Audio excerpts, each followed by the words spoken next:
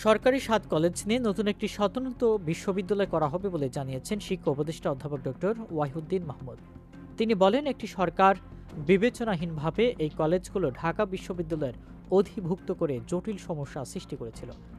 মঙ্গলবার ২৮ জানুয়ারি সকালে একটি গণমাধ্যমের সঙ্গে টেলিফোনে আলাপকালে তিনি এসব তথ্য জানান। ওয়াহিউদ্দিন মাহমুদ বলেন, নতুন একটি বিশ্ববিদ্যালয় করতে সময়ের প্রয়োজন। এটা ৩ দিনের মধ্যে করা সম্ভব নয়। এটার কাঠামোগত ব্যাপার রয়েছে, এটার মডেল কি হবে সেটা নিয়েও কাজ চলছে, কারণ এটি একটি জটিল প্রক্রিয়া। শিক্ষা উপদেষ্টা আরও বলেন, একটা বিশ্ববিদ্যালয় প্রতিষ্ঠা করা হলে অনেক বছর থাকবে। এখানে বহু বছরের শিক্ষার্থীদের স্বার্থের ব্যাপারও রয়েছে। সেজন্য আমরা তাড়াহুড়ো করে অবিবেচনামূলক সিদ্ধান্ত নিলে হবে না, ভেবেচিন্তেই সবকিছু করা হবে। তিনি বলেন, একটি বিশ্ববিদ্যালয় করতে হলে সেখানে শিক্ষক নিয়োগ করা ছাড়াও অনেক কিছুর বিষয় রয়েছে, আইন ও অর্থের বিষয় রয়েছে, পাশাপাশি সনদের প্রয়োজনও হয়। এগুলো রাষ্ট্রের সর্বোচ্চ পর্যায় থেকে দেওয়া হয়ে থাকে, তারপর বিশ্ববিদ্যালয় হয়।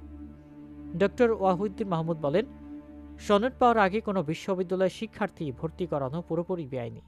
ঢাকা বিশ্ববিদ্যালয় ও ৭ কলেজের কর্তৃপক্ষ আগামী সেশন থেকেই পৃথকভাবে ভর্তি করার সিদ্ধান্ত নিয়েছে।